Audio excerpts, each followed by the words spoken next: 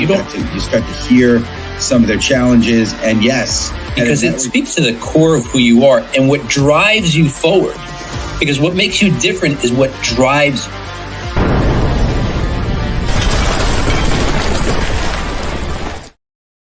All right. Welcome, everybody, to the Master Connector Show. I am Rob Genovesi. And if you're joining us today, and I hope you're joining us every week, you're in for a special treat today. And, sometimes things go a little sideways, a little wonky. We'll talk about that in a second. But listen, we're coming at you every single Wednesday, 1 p.m. Eastern Standard Time. We're always bringing you great content. We're always bringing you great guests. Last week, if you missed it, we had a wonderful guest on there talking about networking, the proper way to network.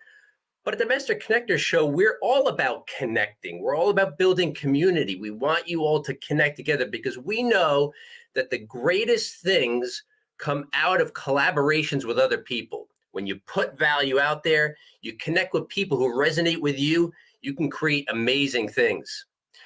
My co-host Steve Spiro and I, we go way back. If you haven't heard our story a little bit, we're both introverts. We go back about 27 years. Very introverted guys, former shy guys turned into connectors, which is kind of an interesting story. But, if you are a little bit shy, if you're introverted and you think, well, I'm having trouble networking, don't worry. Okay, you can do it. Absolutely. God, I wish I had video of me way back when, because you would believe that you could talk to anybody, anywhere, anytime. That's what Steve and I were taught by some mentors and coaches way back then. I was scared to death. Steve, I think, had a little bit more of an upper hand than I did. He was already running an advertising agency. He was already a black belt in a couple of different martial arts disciplines. So he had some achievements under his belt. Me, I was clueless. But listen, tune in today, stick around, put it on your calendar for every week, because Steve and I are always going to bring you some great content. But without further ado, I'm going to bring you the Master Connector himself, Mr. Steve Spiro. Rob G, hey buddy, how you doing? Yeah, I don't know if I had the upper hand, but I appreciate you saying that. I just, I guess probably one of the things, and you've probably heard our mutual mentor say that, he said, Steve, you have like a missing piece in your brain where sometimes you just don't care, and that was good and bad, growing up, because it also made me a little insensitive. But it also gave me certain times where I could just do stuff, and I just didn't care, I guess. So, but yeah, I've learned to care since then, and it's been a wild journey. But I remember you bring that up. I remember, the same mentor said to me, privately, and the mentorship that somebody takes, you've got to understand something. If you have a mentor, or if you don't have one, you don't understand how this works. They're imparting their wisdom to you.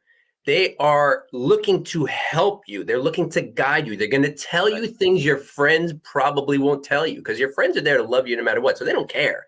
But mentors, they got to tell you the blind spots you have so you can iron them out, so you can make them clear, so you can overcome. But he told me this. He goes, I have a little bit of a personality right now, but back then I had like zero.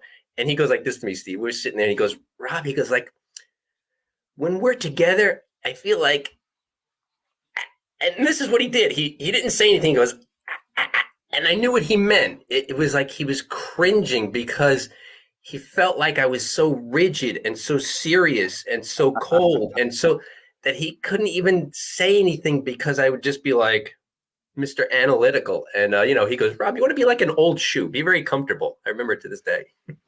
Listen, I'll tell you what, that old shoe comment, I remember that because, besides being this guy that sort of didn't care, that was a little like would step over people, I was also super stiff as well. So I had a double, challenge, right?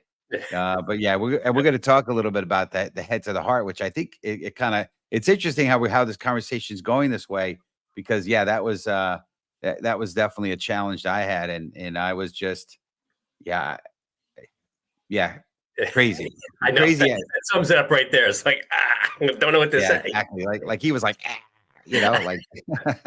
But anyway, what's going on, Fred? Steve Spiro, the Master Connector, coming at you live and direct. It is awesome to be here with you today. And I already see Yolanda checking in. Great seeing you on there. It was also awesome getting a chance to do an actual Zoom call finally. Yolanda, but we are going to have an interesting show today. So, our guests are amazing. This is live TV. We have had a few situations where a guest, because of some major issue, happened, and our guest, we'll see if he makes it on. It had some family stuff that was pretty significant, and he is late. But Jackie, good to see you. I know we recently connected, Jackie and I. So, but yeah, he may or may not come on. If he does, we'll have him on for a little while. You get a chance to say hello. He's coming in from Ireland, so he's like 6 or 7 hour difference from us. It's pretty crazy, but this is going to be a great show. So if you're on the show here, we're all about connecting. Why don't you get in the comments, connect with each other? Obviously, Yolanda, Jackie, thanks for chiming in. Listen, we are big on LinkedIn participants, not big LinkedIn lurkers. So if you're watching the show, we want to know you're here. We don't know if you're here unless you get in the comments. So go ahead. Yep. And thanks, Rob. Like it, love it, share it. Tell us where you're from, what city, what state.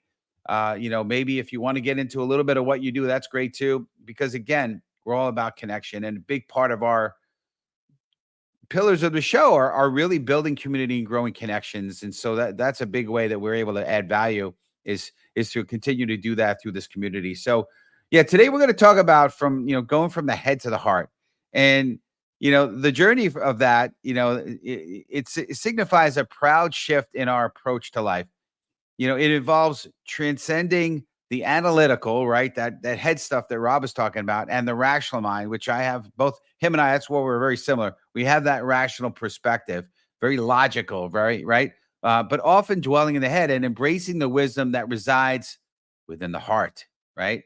And I love Simon Sinek. He talks about start with why. He talks about the brain, and he speaks about and I'm not technical, so but people are moved through emotion, and that I forget the term he talks about. There's a part of the brain, it's the center part of the brain, where it's involved in emotion, and people move because of emotion, because of feelings.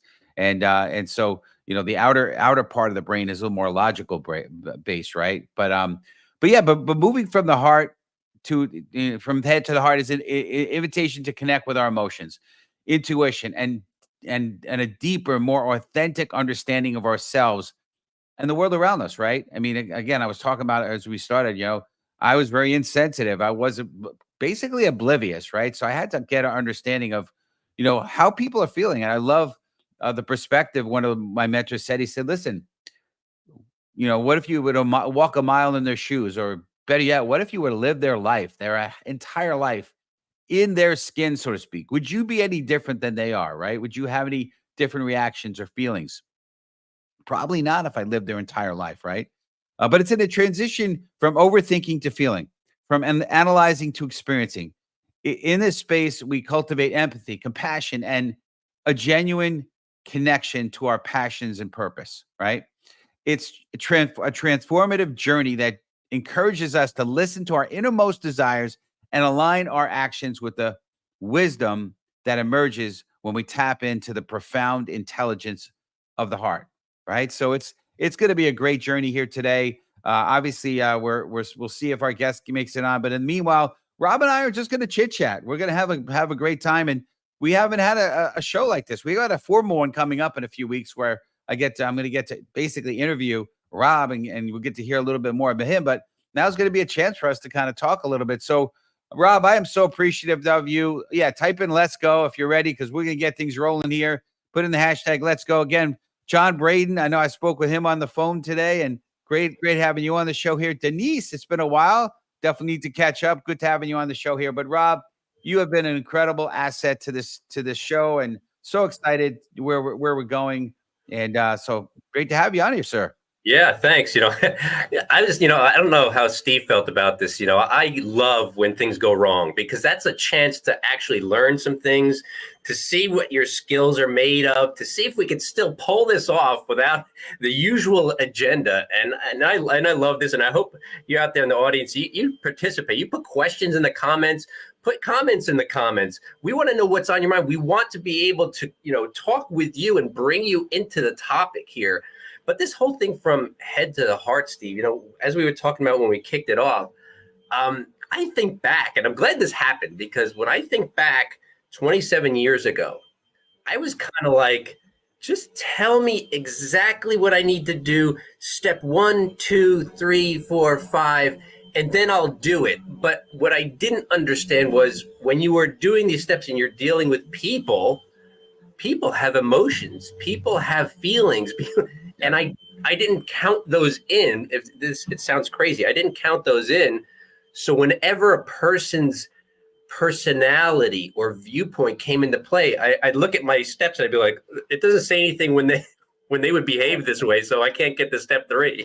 That's awesome. Well, it looks like Doug joined us here, so let's see about. But you want to do a real quick introduction, and then Doug. I know Doug's in the waiting room, in the green room. Doug, we're going to have you on for a little bit, so we're going to need to keep it short and tight. But Rob, I'll have you introduce Doug, and we'll bring him in. Yeah, sounds good. Well, I'm excited. So a little bit of curveball, but we're back on track. Listen, we got a great guest for you today. Doug Gordon is a 5-time award-winning speaker, coach, and healer. He's also an international best-selling author of the book Charge Yourself Up for Success, which has 3 New York Times bestseller testimonials. Doug spent 21 years in the investment world and was acknowledged in the national newspapers for success before moving into radio, speaking, and consulting.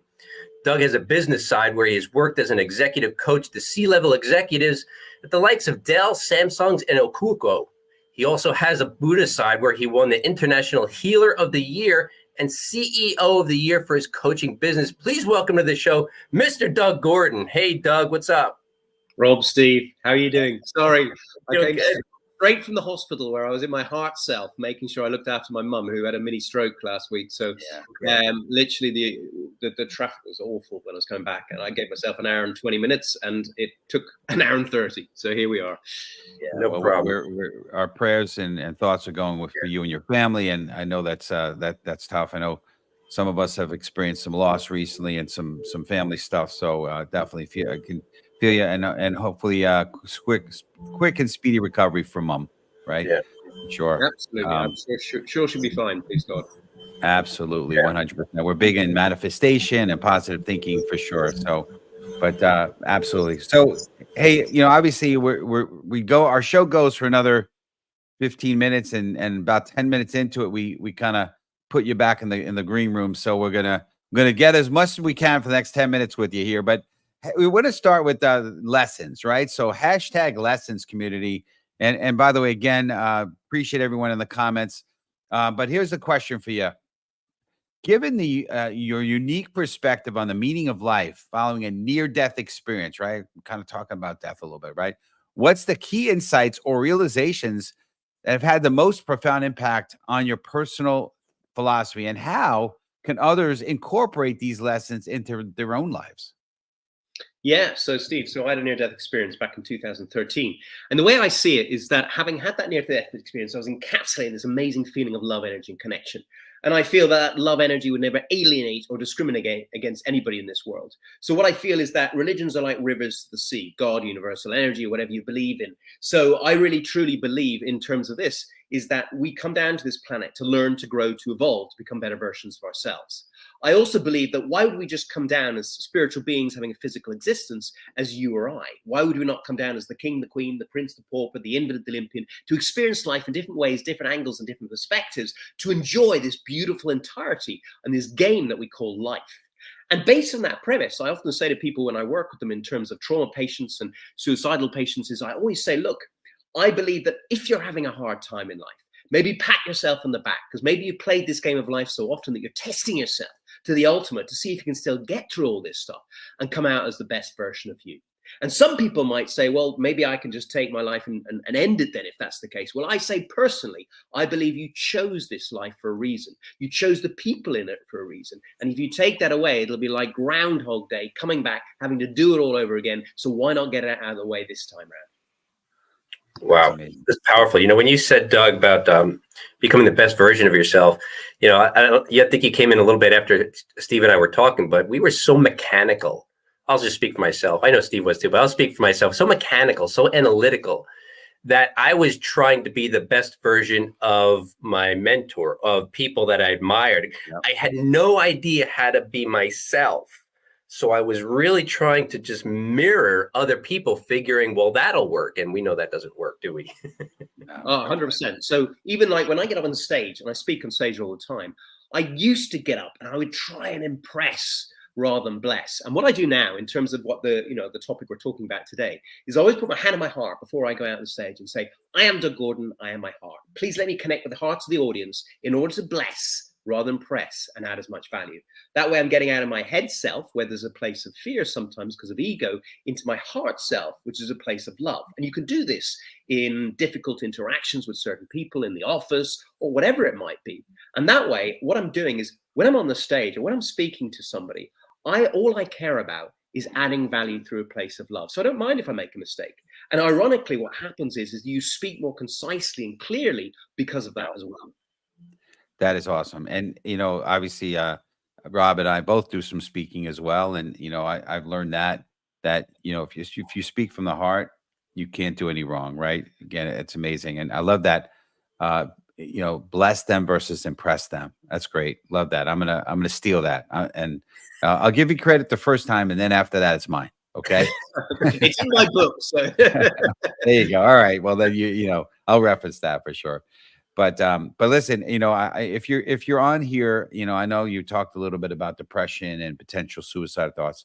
Listen, you definitely make sure you're talking to somebody, because I'm hoping that you're not on this call on the show because you're thinking that. But if there's ever thoughts, you need to reach out to somebody. There's professionals you need to reach out to, and just remember this. I heard this said a long time ago that unfortunately suicide is a permanent solution to a temporary problem, right? It's not going to, those problems that we're having, that we experience, they go away, they eventually go away. They get better. It's just, so I want to talk about resilience, right? To that point. So hashtag resilience family community. And so here's a question for you, Doug. And I'm impressed how fast you talk. I don't know if it's because you only have a limited amount of time, or if you just the way you are. But you fit right in as a New Yorker here, because we talk really fast here, but you're doing great. But so here's a question. How do you recommend individuals maintain a sense of purpose and resilience when faced with challenges, especially those stemming from past traumas or triggered emotions? Okay, well, there's two questions in there I can see. So the first one, in terms of resilience, I always say, we talked about, I believe that we have north and south, east and west, and darkness and light. So I believe that the universe has a balance. So based on that premise, if you think about it, if you're going through a tough time over and over and over again, and you're in this darkness, almost think to yourself in a state of manifestation, well, if I'm in the darkness, I'm almost due a load of light.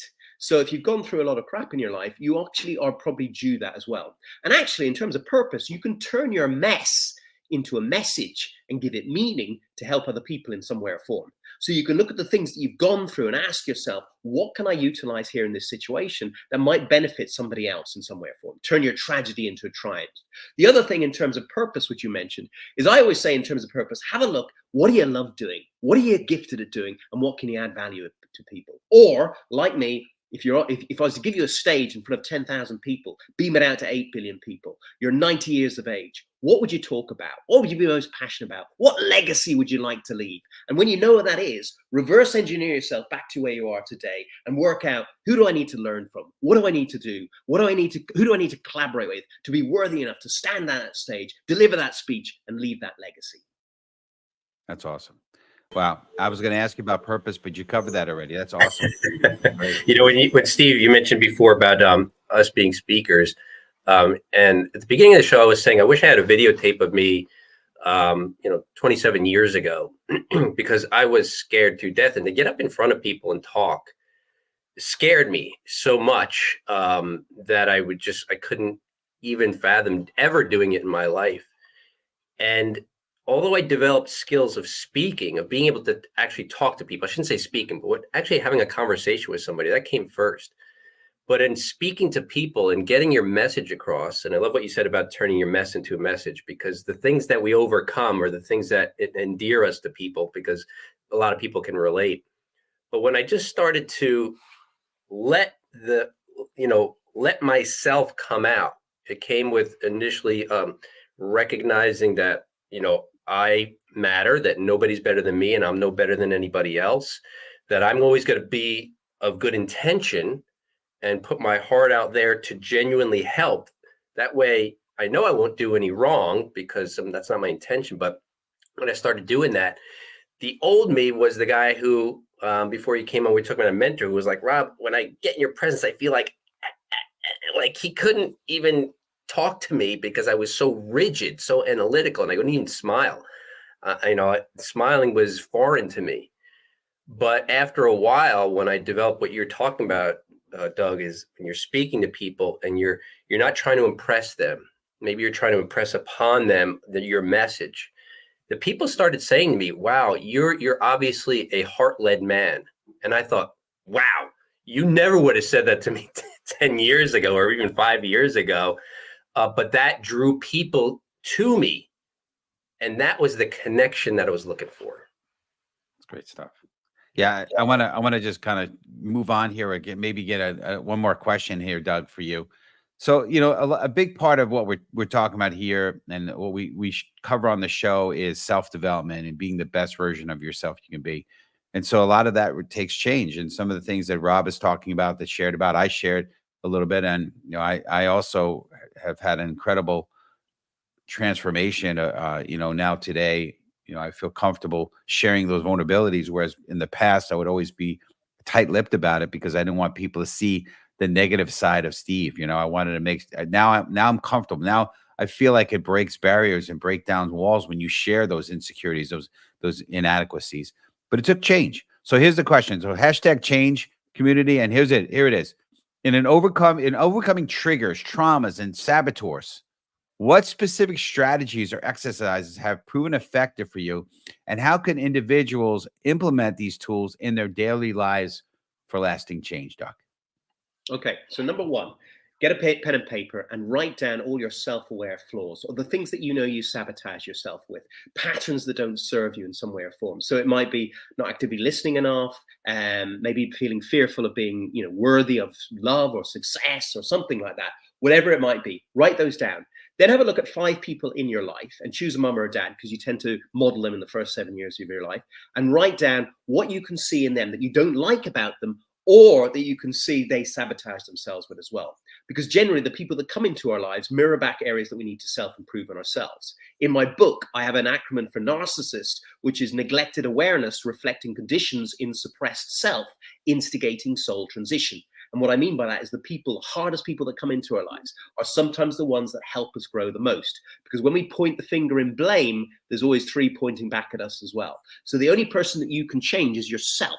And amazingly, when you change, the people around you change as well. The final part of the puzzle is to actually ask somebody that you trust to get them to tell you a third-party perspective, what they see, and have no emotion about it, and write it down. So you get your self-aware views, you've got your mirrored views, you've got your phone a friend views, then voice them out loud with a coach like you guys or myself. And that way, by voicing it out loud, you're showing to your own subconscious mind and having accountability. Firstly, awareness of the actual things. Secondly, acceptance that they're in there. And then accountability. And by doing that, then you can then rip the piece of paper up when you've gone through all the different lists, rewrite the list in I am grateful, positive opposites. So I am grateful that I'm always listening with love. I'm grateful that I'm worthy of love, whatever it is, and say those out loud for a minimum of 21 days, preferably 60 days, in order to implement neuroplasticity into the brain to change the way you think, speak, and act. That's amazing. So many good nuggets there. It's so impressive. The biggest thing that impressed me is how quickly you could use an acronym with the word narcissist, because I couldn't even spell the word. I barely could say the word narcissist. But anyway, learning disabled dyslexic guy I am, right? So, but anyway, that was amazing. That was incredible. Community, I'm hoping you had taken some notes as Doug suggested. If not, you can go back and replay this. By the way, if you haven't, go to masterconnector.show. Sometime soon you'll get to see our older episodes. You'll get to see what the upcoming episodes are.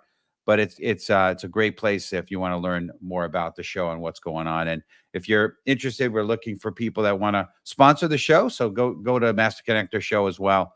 But Doug, this is great. We appreciate you. I'm sorry that we will have to have you back again, because you gave us such amazing information in just 10 minutes. Maybe it's because you talk really fast, but regardless, it was awesome. So we appreciate you.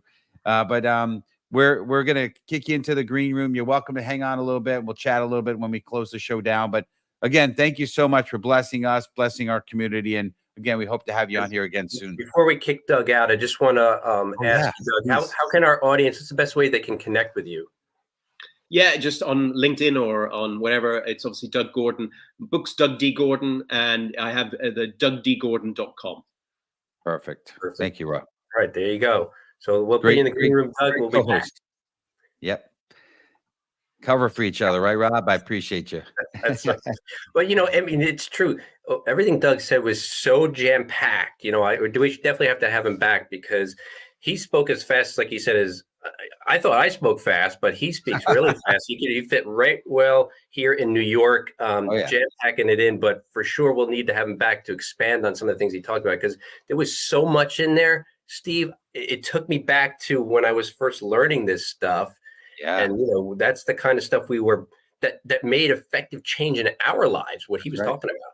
That's right. Yeah. But look, we're talking about overcoming and change. You're going to want to get Steve's book. And I don't have the copy with me here now, but you want to get the Tao of a Master Connector. I'm going to put the link in the chat because Steve talks a lot about, he has a lot of the nuggets in there about what he did to overcome these challenges, the introversion, the shyness, the dyslexia. How do you overcome all these things in order to be, as Doug said, the best version of yourself? And I'm going to put this in the chat right now, but you're going to want to pick up Steve's book. It's a fantastic book.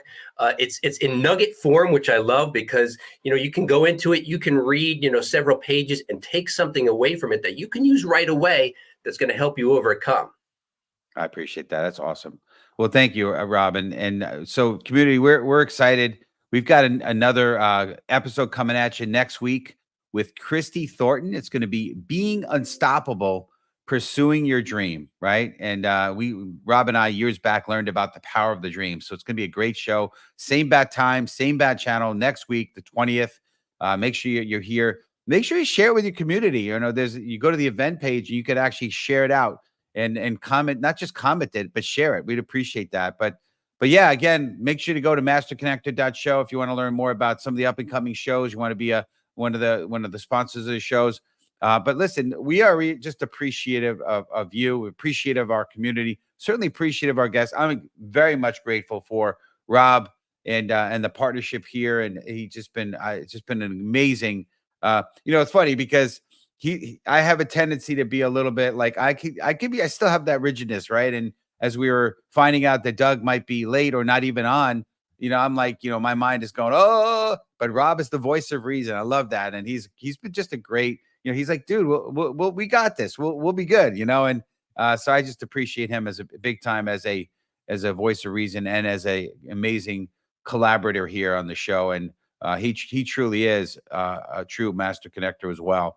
But listen, we are at a place, right? I mean, I know there's we got the presidential election coming up, and there's some angst. I know I speak to my mom about some things, and she's like, "Man, I don't know what's going to happen." And listen, but here's the bottom line: we got this, and I want you to understand that we are light shiners, if you will. We are here to shine the light. That's what I believe. It's our mission, right? And the metaphor you light one candle, that's great, but you put two candles and you get a much brighter light, and the flame is much brighter. And then Rob and I were at a place where we saw this experience where it was a conference, big conference hotel room, and they turned the lights out, and then they lit a candle, and then they had that candle light 2 or 3 candles, and then they lit a few other candles, and within a few minutes, the whole place was lit up from candles. And I believe that's what our responsibility is to light a candle, because if you light a candle, they'll light some other people's candles. And now the world will be a brighter place. So let's make sure to light someone's candle. Let's make sure to be an inspiration to someone, and come back next week. Be in a better place because you've impacted some people in a positive way. And again, see you next week, and let's make sure to be the light. And you start to hear some of their challenges, and yes, because it speaks to the core of who you are and what drives you forward. Because what makes you different is what drives you.